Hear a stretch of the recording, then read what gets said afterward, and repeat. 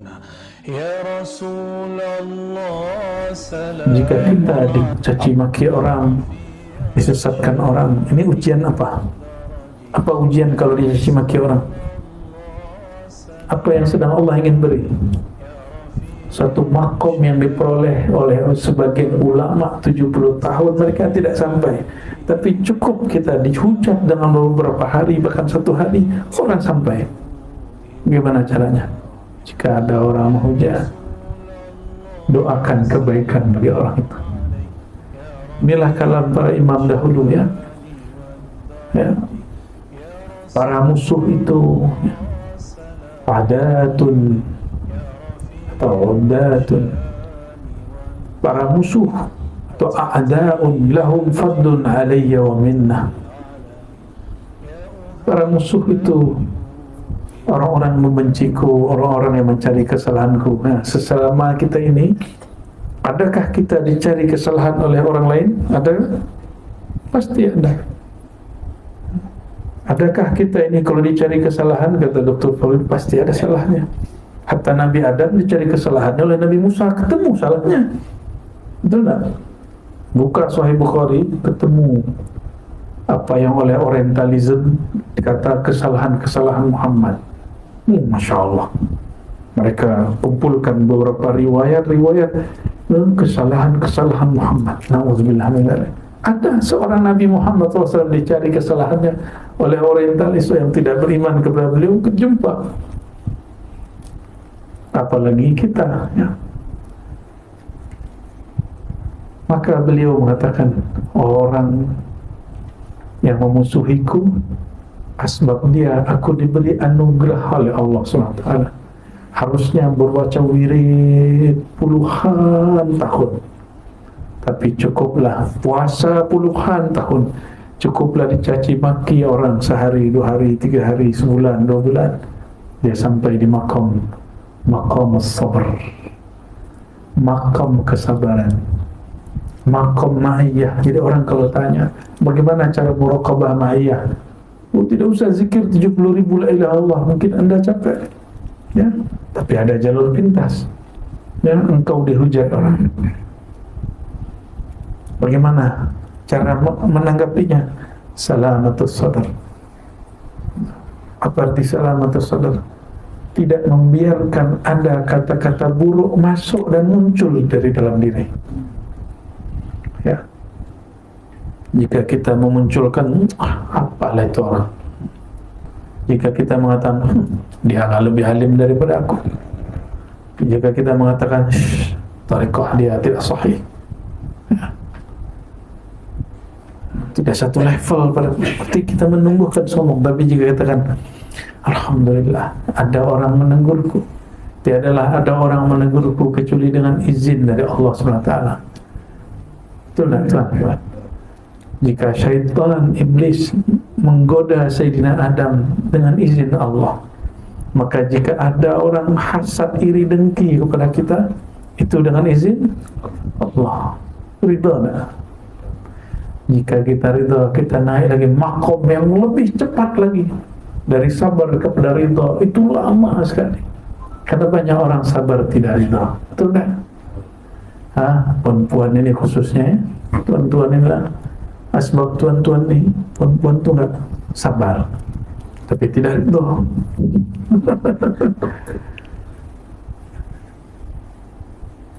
Ridha istiwa'ul mur wal hul, sama saja bagi dia, takdir buruk, takdir baik, rasa bertuhan dia tidak berkurang, tidak berubah, malah dia tambah rindu kepada Allah Subhanahu wa taala.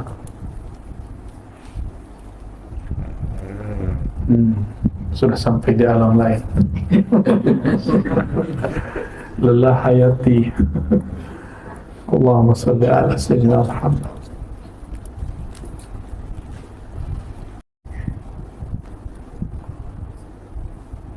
Jadi ada 2 maqam Allah beri, dan itu semuanya maqamul illiyin, maqam wali-wali besar, wali-wali abdal. Bahkan ridha itu maqam wali kutub.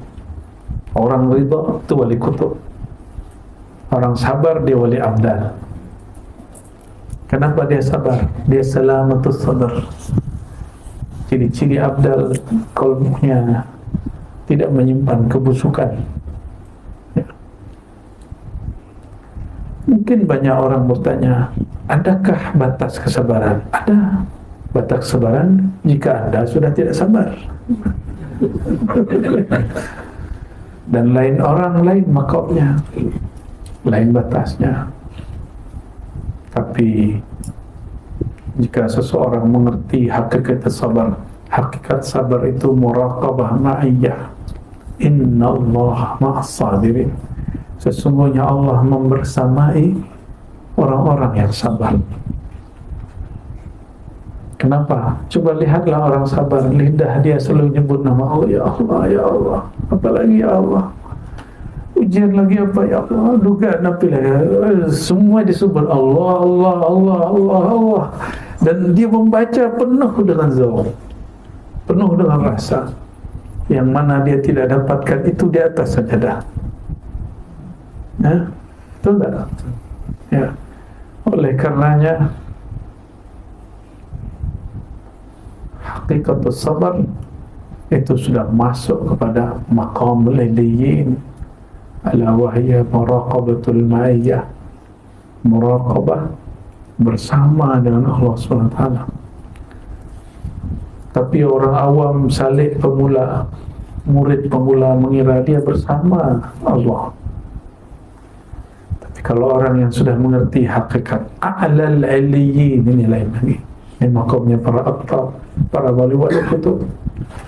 Ya, semoga kita diizinkan ke sana. Amin ya rabbal alamin. Adakah layak seorang jiwa yang hadis dicipta hudus bersamaan dengan Allah yang qadim? Mungkinkah yang qadim, Allah yang maha tidak berawal, maha tidak berakhir, maha kuasa, maha wujud, dibersamai oleh kita yang baru diwujudkan? Masih adakah wujud si hamba dengan wujudnya Allah Subhanahu wa ta'ala? Tidak ada. Maka as-sabru haqiqatul fana. Sabar inda al-aqta, inda al-arifin, haqiqatul fana. Sabar itu bagi para arifin adalah hakikat kefanaan. Karena dia memandang, mana mungkin Allah membersamai aku? Aku ini tiada di hadapannya. Aku ini baru. Binisbah ila Allah fa ana ghairu mawjud, wa amma binisbah ila ghairillah fa ana mawjud. Jika dinisbatkan kepada Allah yang maha qadim, tiadalah aku. La haula wala quwwata illa billah, tiada daya dan upayaku. Tapi jika kepada makhluk, barulah aku tampak. Jadi bagi orang-orang yang diberi kemakrifatan oleh Allah SWT, dihujat, diganggu, iri, dengki, ada orang-orang begitu, dia tidak mengeluh dengan keluhan yang berarti. Jika dia sempat pernah mengeluh, dia bertobat dari keluhannya, bukan bertobat ya, mendoakan keburukan bagi musuhnya. Itu sebabnya di Ribat tidak diijazahkan Hizib Nasr. Hizib Nasr tahu, mau mendoakan keburukan bagi musuh, baru disakiti sedikit baca Hizib Nasr. Hizib Nasr ini mendoakan kehancuran orang yang mengganggu kita.